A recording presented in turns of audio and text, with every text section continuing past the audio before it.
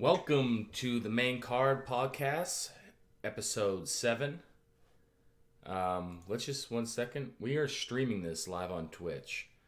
We're going to see how this works and see if this goes any better or if the audio quality stays the same. I'm not sure. Let's get a test 1 second. Yep, okay.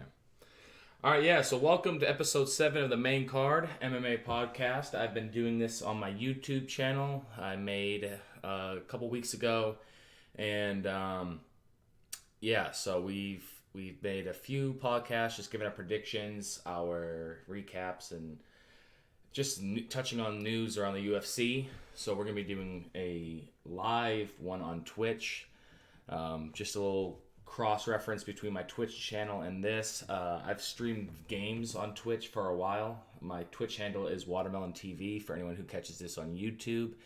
And anyone who's watching this on Twitch, my YouTube channel is The Main Card MMA Podcast. You can just look up either one, follow, subscribe to either one. If this goes pretty well or pretty smooth, if the audio file saves through this streaming software, and then I'm going to keep doing it probably through Twitch. I think that'll be pretty cool and interactive. If not, then whatever. I could just record this not on Twitch. But so I'm just going to record this as normal. And we're going to then just give it a upload. Because that way on YouTube, the last several videos, or I guess all the videos I've done in the first 6 episodes have been just a picture or nothing. So we're going to make it more personal. My name's Joe Murata, so I'm just going to let you guys know that this is probably the way we're going to have it set up for now. But anyways, let's get into the fights last night. Last night was UFC 241 with the DC Stipe 2. I know anyone who follows the UFC or any casual fans are aware of... Oh, hold on. 1 second.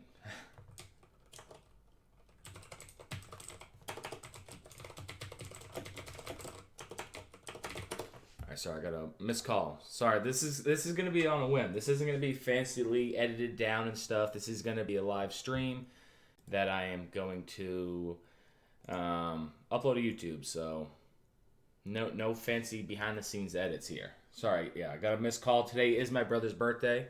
His 22nd birthday. He was calling me on Discord on the computer, so I'll call him back afterwards. Anyways, so UFC 241 last night, and if you're a follower of the UFC or you just watch sports on ESPN because how much they've been promoting it, you'll know how big this card was. This is one of those cards that, it's one of the number 1 or 2 most stacked card, most promising card for just how great this fight can be from top to bottom, and it really lived up to it. So I know we usually only touch on the main event card, the main card, but I did get a chance to see the prelims. From the first fight I saw the prelims was Christos Giagos and Drakkar Klose. I only saw the last 2 rounds of that fight. That's when I turned on to the fights, and that was a pretty entertaining fight. I've never seen Klose or Giagos fight, and that was a very exciting fight. Decision though. The fight after that in bantamweight was Rafael Adesanya versus Corey Sandhagen. Corey Sandhagen won, I think, all 3 rounds by decision. Corey Sandhagen, I think, was ranked 9, and Rafael Adesanya was 3 in bantamweight. So Corey Sandhagen should be moving up into the top 5. Then in the main event on the prelims on ESPN, that was on just classic ESPN on the cable box. That was Devontae Smith, the rising star and lightweight, taking a short notice fight against Kama Worthy, who was apparently his friend. They used to train together years ago. And Kama Worthy KO'd him in the first round. And Worthy apparently was a plus 700 underdog, and Devontae Smith was a minus 1,000 favorite, and Devontae Smith lost. So if anyone out there bet money on Worthy, especially a lot of money, or even betting a KO, you probably cashed in big time. So those are the 3 prelims I saw go down, and then had to transition over to the pay-per-view.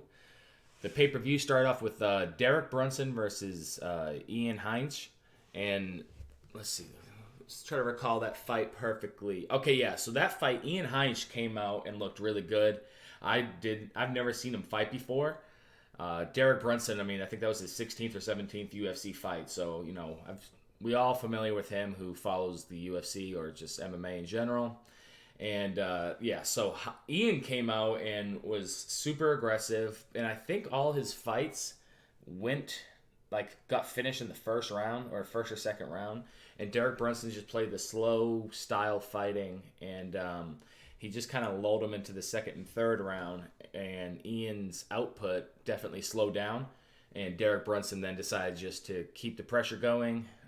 If we look at the numbers here, Derek Brunson, 102 out of 207 strikes landed at a 49% rate. And Ian, 65 out of 150, 43%. 81 to 58 significant strikes landed in favor of Derek Brunson, and 2-0 takedowns in favor of Derek Brunson.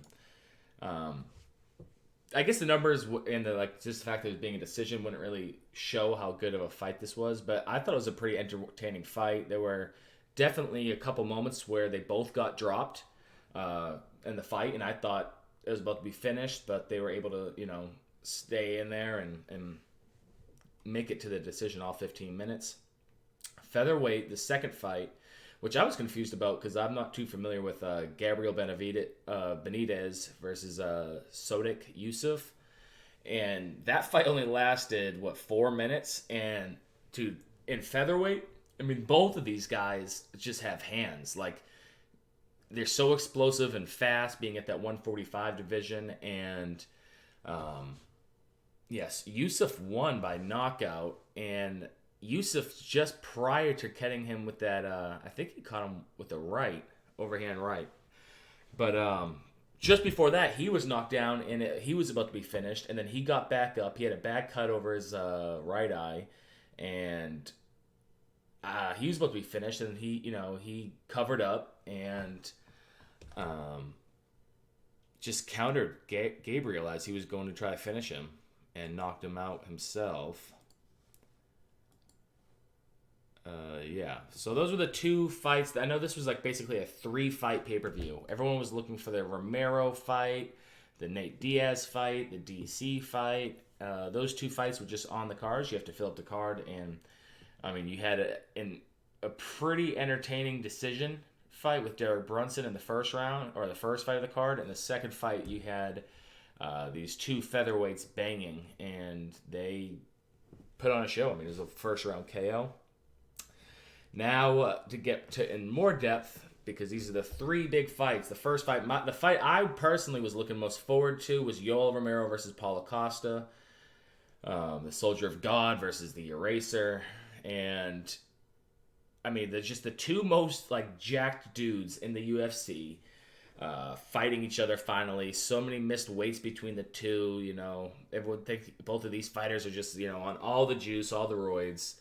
And, the Paulo Costa got the decision. Does it say if it was? I think it was all three judges 29-28. Because Joel definitely won the third, Paulo definitely won the first, and the second one, it was like a turning point. Because Paulo seemed like he won the first 2 or 3 minutes of the second round, and then Yoel Romero looked like he won the second half of that second round. But yeah, he gets a decision. I personally thought Yoel won that fight. I think a lot of people did as well, because when the arena, or when they gave the judges gave their scores, the arena was going nuts and just booing because they gave the decision to Paulo Costa. And I'm not going to say it was the most outrageous decision in the world, but I definitely thought that he lost that fight. And unfortunate for Yoel Romero. He's been on the receiving end of 2 bad decisions now in a row. Because I thought he beat Robert Whittaker in their rematch fight. I think Yoel Romero won the last 3 rounds of that fight against Whittaker. I think he did more damage. He came on late. And then on the flip side, Paulo Costa, I think he came on late the last 2 rounds of the 3-round fight.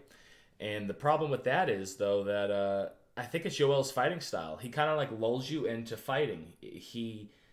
he kind of just stands there in front of you and like just kind of moves his hands around and he keeps getting hit. It's not really doing much damage to him because he's a tank. He could absorb all that, but it just makes it look like Paulo Costa's doing more than he may actually be doing.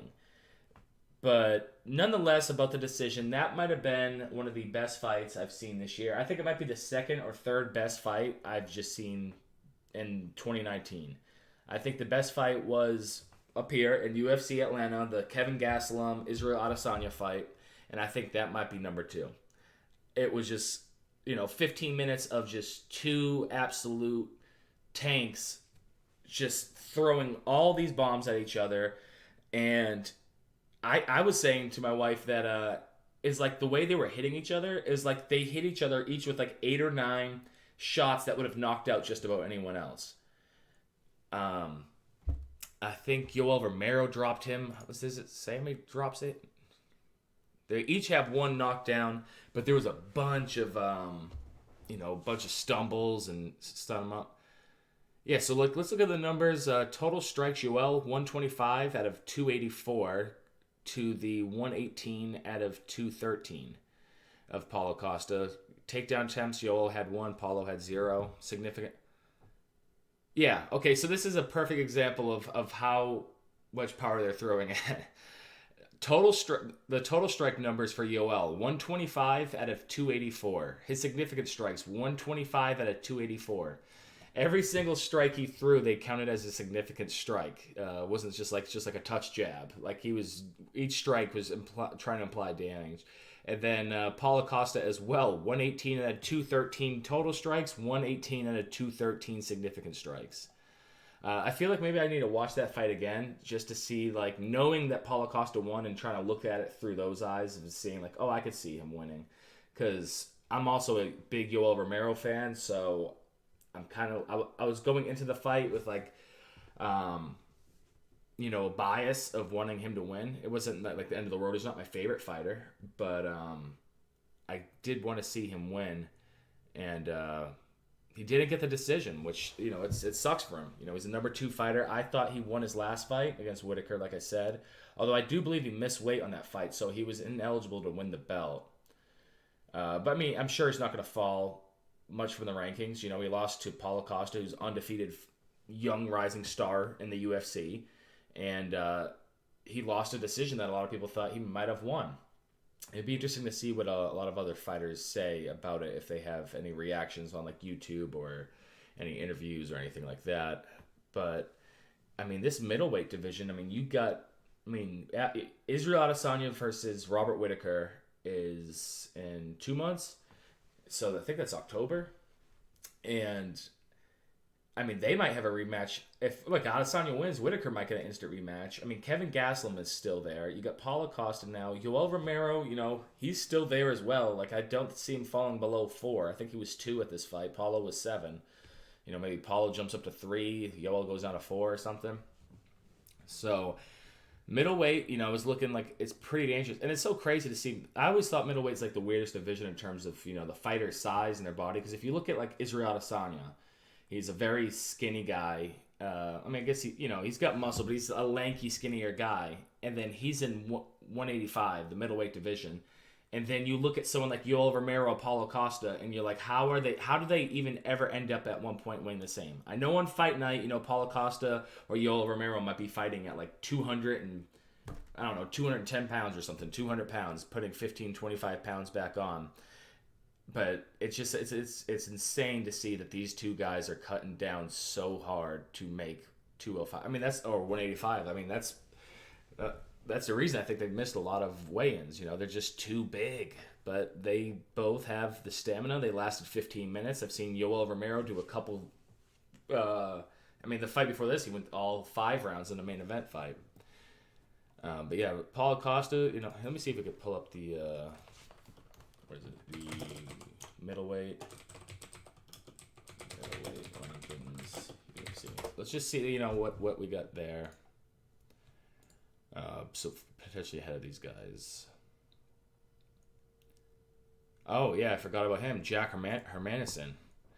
No, I don't like him. Jack the Joker. He's number 4. I mean, shoot, he's also there. Ronaldo Souza, Chris Weidman, but I think he's going up to light heavyweight, so he's ranked 6.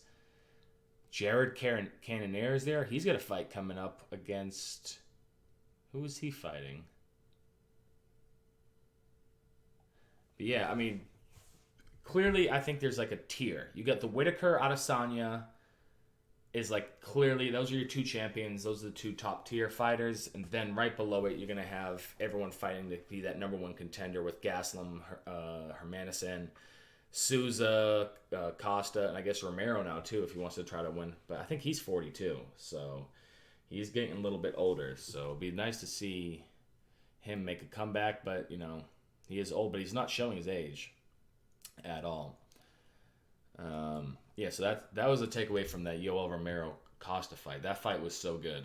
And if you guys didn't watch the fight, I highly recommend trying to go on YouTube, or like if you have UFC Fight Pass, go try to find that fight and watch it. It was insane. And then our co-main event was Anthony Pettis, Showtime Pettis versus Nate Diaz. And I mean, I'm impressed. Nate Diaz came back after 3 or 4 years out of the octagon, and he did his thing against Pettis. He just outclassed Pettis significantly in my eyes, and I thought Pettis, going into that, I thought that was going to be the victor of that fight. I think he was even still the slight betting favorite. Pettis was, and Nate Diaz came down. He had one knocked down Pettis once, 1-for-1 on his takedowns. He outstruck him. So he threw more volume, he landed more at a higher percentage, knocked down Pettis, and he kind of controlled him on the ground for a while. Yeah, so, you know, Nate Diaz is back, and, you know, just he was talking all that shit in the octagon afterwards, saying he left the UFC, he took a break because all these other fighters suck. And the interesting thing is after the fight in the crowd, Jorge Masvidal, also welterweight, Nate Diaz says he wants to fight Jorge Masvidal next. And I know Masvidal said he wants to fight either Kamaru for the title or he wants Conor. But it seemed like when Nate Diaz called out Masvidal, he was all excited for that. Nate Diaz said, you know, this division and this sport's got a bunch of soft fighters. And he said the only real gangster left is Masvidal. Everybody's like, you ain't no West Coast gangster like me. Implying, you know, Masvidal is from Florida. Nate Diaz from Stockton. And, I mean, if that fight goes down, Nate Diaz versus Jorge Masvidal, I mean, that's got to, like, headline a main event. I know there's no title on the line, but that fight, you don't want to see that fight as a 3-round fight. You want to see if you want to see that as a 5-round fight. And I guess it could headline, like, a fight night, just a super stacked fight night, but I don't know. I don't think you get paid as much for a fight night as a fighter than if you were fighting on a big card like this. I'm curious to see what the numbers are on this fight, on this UFC 241, because there's been so many advertisements on YouTube or wherever. Like, I've been seeing this 241 everywhere, and it's like, how do you not know that this fight was going on? But maybe, you know, the algorithm and stuff was targeting me because they know, you know, I look up UFC stuff. But yeah, Nate Diaz came back and he looked pretty damn good. I wanted Pettis to win because, I don't know. I don't want to say I wanted him. I'm not a Pettis fan. I just expected him to win. So, you know, if I was telling people at work or anyone I was talking to, Pettis is going to win. Clearly I want him to win and be like, yeah, see, I told you. But no, Nate Diaz came back. I thought ring rust would be a big problem for Nate Diaz, and clearly it wasn't. And, yeah, he looked pretty damn good. In our main event... Yeah, so our main event, Daniel Cormier versus Stipe Miocic, the rematch from last July. Stipe's first fight since then. DC had one title defense. And, yeah, so DC gets his first loss at heavyweight. His record 22-2-0 and 1 no contest, but it means 22-3. You know, let's not kid anyone. John Jones did beat him twice. But that was at light heavyweight. So this was his first loss at heavyweight. And, I mean, there's so much to take away from this fight. First round, you know, first 2 rounds, rather, as well. I mean, DC just looked way better than Stipe. First round, he got a takedown. He just kept Stipe pinned to the mat for, like, the final 3 minutes of the fight. Stipe couldn't get up at all.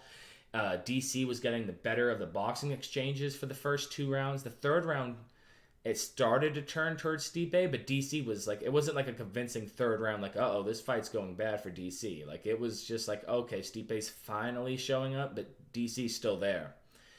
But yeah, so I don't get it. DC had that takedown, and he just controlled Stipe on the ground, almost the way Stipe did to Francis when they fought over a year ago. And DC never, I don't think he even had another takedown attempt after that. Yeah, he had 3 takedown attempts, and that might have been all in that first round or two. And I was so surprised he didn't just like know that, hey, this is my path to win the fight. I'm going to take him down. Almost like I think Yoel Romero should have did. I think Yoel Romero should have used his wrestling to take down Paulo Costa to really convince to the judges. But I guess he felt he did more damage, which he definitely probably did. But DC, yeah, so he gets the takedowns. Let's see if there's a number on strikes landed.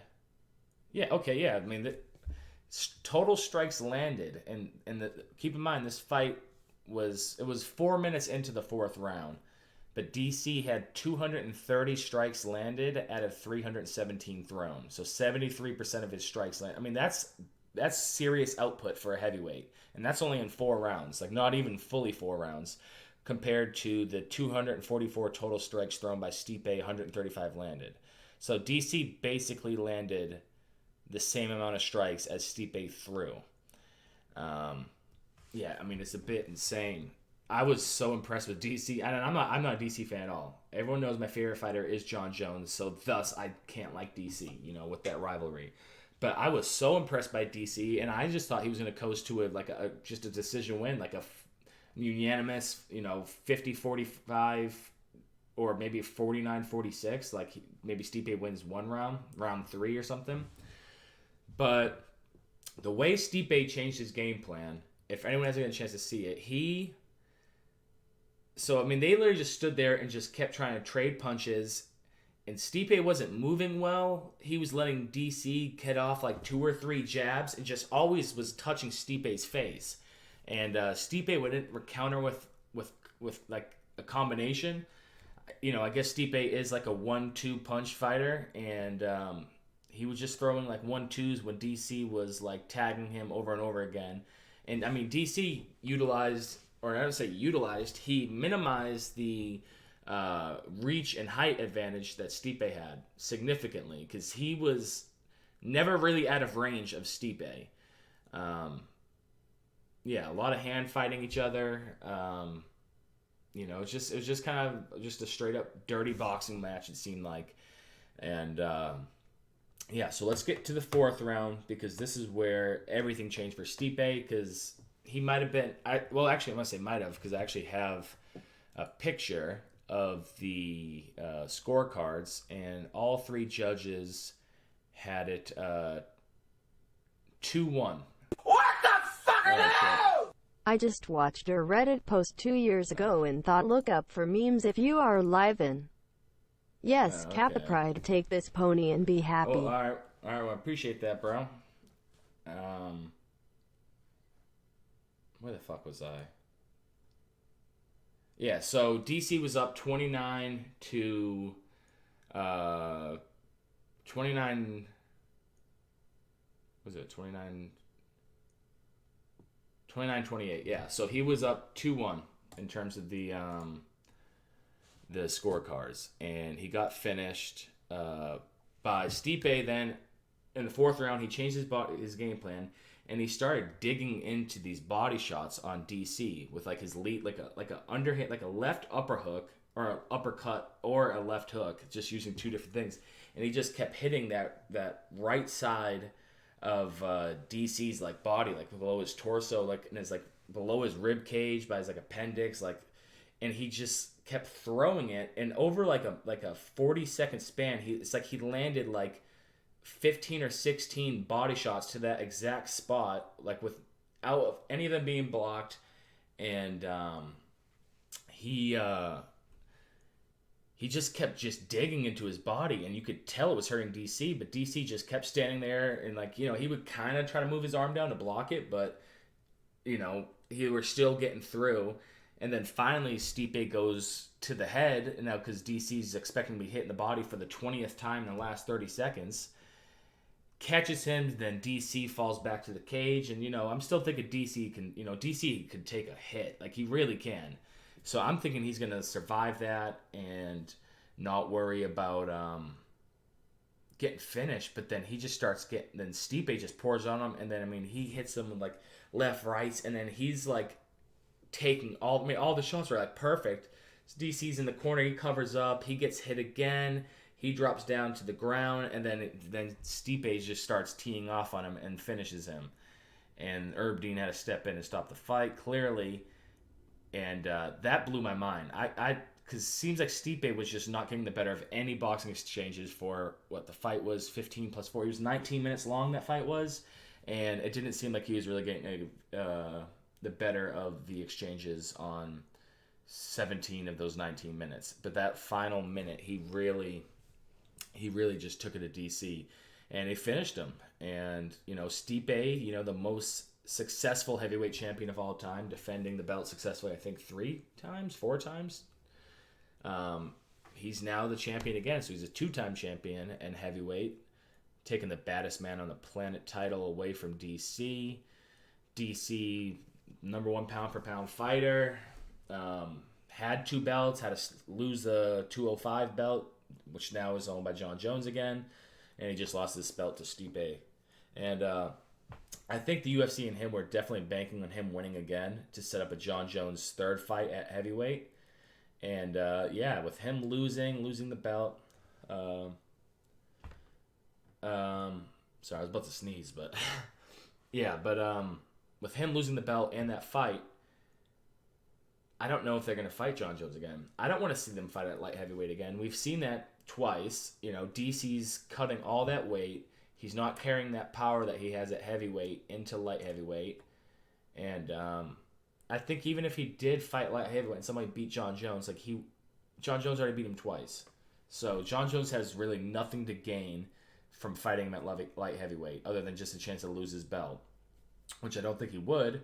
But if DC won this fight, even though if John Jones is 2-0 against him, now you can sell the idea of John Jones is going for 2 belts. DC's going to go to try to avenge his losses to John Jones and fight him at heavyweight and show him that this is his real division.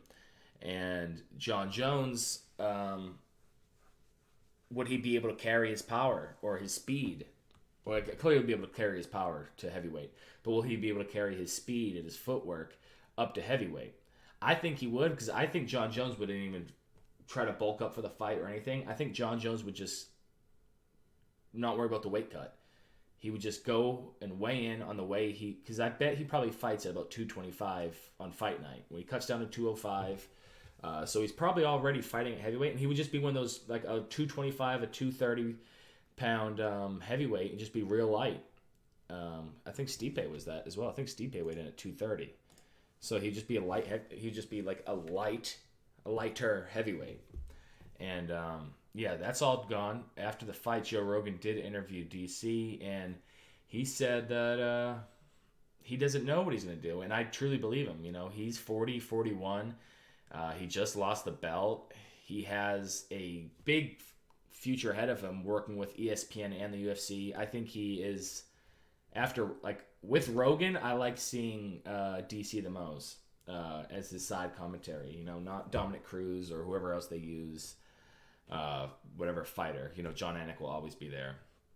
But I like DC a lot in the booth. I like him as a commentator. I know he's doing the thing with the ESPN, doing the detailed series, breaking down fighters, like how Kobe Bryant does for basketball players. And he says, talked with his wife and go over their options. What's still there that's worth it.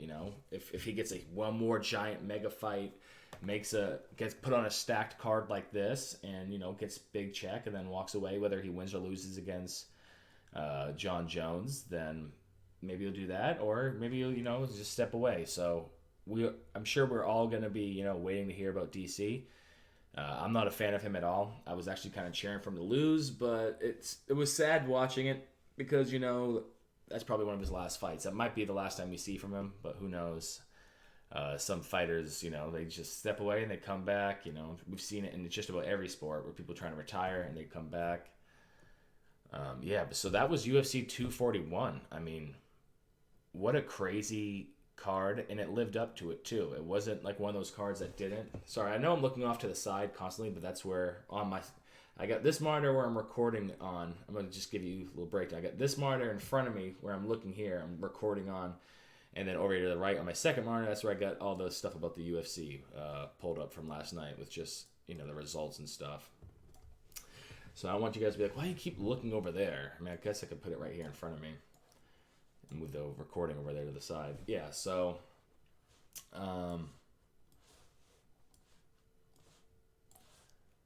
so UFC 241, you had from the bottom again, Derek Brunson wins a decision in a pretty entertaining fight against Ian Heinch. Sodiq Yusuf from Nigeria beats Gabriel Benitez KO in the first round after almost being KO'd himself. I mean, he was very close to being finished. Paulo Costa beats Yoel Romero by decision in just one of the best fights in a long time, several months. Nate Diaz makes his return. Decision win over Anthony Pettis. Very convincing win. I think all three judges had it 30-27. So 3-0 in favor of Nate Diaz. And then Stipe with the fourth round KO over DC to win his belt back. And I think I had the bonuses. Let me see if I can find that. Yeah, so for the bonuses of last night, so the fight of the night, Paulo Costa versus Yoel Romero. Like I told you, that was one of the best fights I've seen in a while. Performance of the night, Stipe got it for knocking out DC. And then Kama Worthy, that big underdog that headlined the prelims, that got the KO against his friend. He also got a bonus. And Kama Worthy, that was his UFC debut. So his UFC debut was on like a 4-day notice, fighting against his former friend, and he was headlining the prelims on ESPN for this giant card. And he KOs him in the first round, and he gets $50,000. Stipe getting $50,000. Paulo Costa and Yoel Romero all taking home an extra $50,000. So good for them. So we already touched on this. I had this tab opened up from what website am I on? MMA Mania. I was just looking at some news and see if anything while I was sleeping, because I'm recording this the morning after the fights. If any news came out about the fights. And Nate Diaz did plan on, I already mentioned this, he plans on defending his quote-unquote baddest mother effer belt against Jorge Masvidal. We'll see if Jorge accepts it. I don't know if maybe he did or not, like through Twitter or Instagram or something. 50 G's doesn't make a dent. Dude, it makes a dent. All right, yeah, so some other news. So that was UFC 241. Let's see. Khabib wants DC to retire after UFC 241. They do train together. That's probably good. I feel like Khabib's about to retire after one or two fights, whether he wins or loses against Poirier or Ferguson or McGregor. I think Khabib wants out, so it doesn't surprise me he's telling someone else to do it as well.